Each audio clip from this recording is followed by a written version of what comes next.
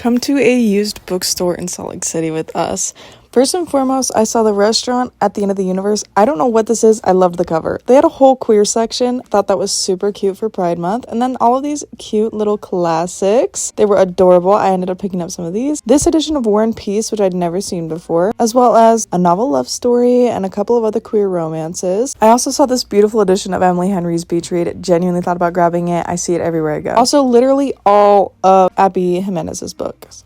Had to say hi to my baby. Carrie Soto is back. They had the whole Heartstopper series here, at least I'm pretty sure. I definitely thought about picking that up. And then I saw this book look super interesting, How the One Armed Sisters Sweep the House. I thought it was so interesting. Let me know if you read it. Fiona and Jade.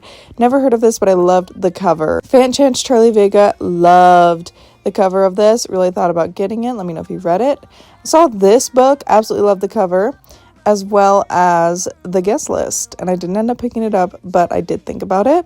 Trust Exercise, never heard of it, but I loved the cover. And then Tartufo, I think that's how you pronounce it, also loved the cover. All the Garcia girls lost their accents, have never read this, but I wanted a bigger edition. I also saw Before Your Memory Fades and Before We Say Goodbye, and The Hunger of the Gods, which I almost picked up because I've been thinking about The Shadow of the Gods forever. The Sun and the Void, never heard of this, but I liked the cover. Mickey 17 is one of my favorite movies of all time. I didn't even know there was a book it was based off of. And then I saw almost all of Lee Bardugo's books here, and I genuinely thought about grabbing all of them. I love these covers as well, especially Hellbent. Legends and Latte special edition. I've been thinking about picking this up forever. And then I saw this other special edition, which I'd never seen before. I then stumbled upon the vintage and rare science fiction, where I found a signed edition of Ready Player One, as well as this edition of Fourth Wing that was $400. I also saw this Dungeons & Dragons tarot deck, and I'm kind of a freak for tarot and Dungeons & Dragons. And then they had this whole section of Easton Press books. They were all super expensive, but absolutely gorgeous books, particularly this edition of Ulysses. I just thought it was amazing. Let me know if you read any of these and what you thought of them.